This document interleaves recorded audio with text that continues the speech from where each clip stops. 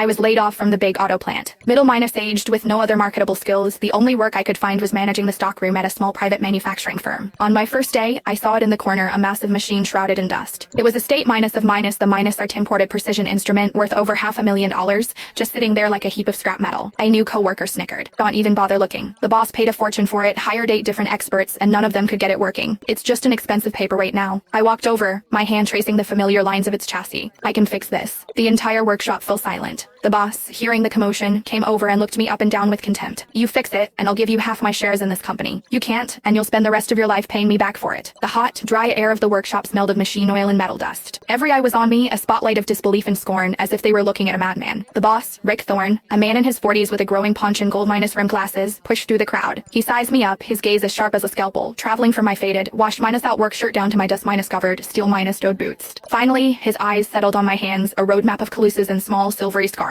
You? He grunted, the sound a mix of disbelief and open mockery. John Carter, is it? HR told me you used to manage a warehouse at the old GM plant. I was a senior technician. I corrected him. My voice wasn't loud, but each word was clear. Senior technician? Rick acted as if it just told the joke of the century. He let out a booming laugh, his belly shaking. A wave of sycophantic laughter echoed through the workshop. A senior technician working in a stockroom? Come on, Carter, that's not even a good lie. I'm not lying. I met his eyes and repeated, I can fix it. My gaze drifted past him to the behemoths lumped in the corner. A German MGMORI 5-axis machining center. Its ivory minus white enamel casing was coated in a thick layer of grime, like a forgotten work of art. My heart gave an unexpected twinge, the bittersweet take of seeing an old friend again. Rick's laughter died in his throat. A muscle in his fleshy cheek twitched, and his eyes turned hard and cold. All right, fine. He clapped his hands together. I've got 20 engineers on my payroll. I've spent over 70 grand on 8 so minus called experts and professors, and not one of them had the balls to say what you just said. He stepped right up to me, his stubby finger nearly poking my nose. And you, a new stockroom guy, you're telling me you can fix it? I didn't flinch. Done. He threw his arm out. Well, make a bet, right here, right now. You get this machine running, and I'll give you half of this company. Well, drop the papers, sign them on the spot. A collective gasp went through the crowd. Half the company. That was millions. Rick's eyes turned vicious, like a cornered animal's. But if you can't fit it, or if you break it even more, he gritted his teeth, his voice a low growl. This machine cost me $500,000. You'll be working for me for the rest of your life to pay it off. The workshop was dead silent. Even the whirring of the fans seemed to have stopped. Boss, don't waste your time with this idiot, the shop foreman said, trying to smooth things over. Yeah, Rick, HES just trying to make a name for himself. Rick ignored them, his eyes locked on mine. You, in or out? An image of my wife, Sarah, her face pale and thin, flashed through my mind. The cost of her medication had already drained our savings. My daughter had just gotten into college, she needed money now more than ever. It'd been downsized, tossed aside like a fish on the shore. This trade, this skill that everyone else looked down on was all I had left. Dignity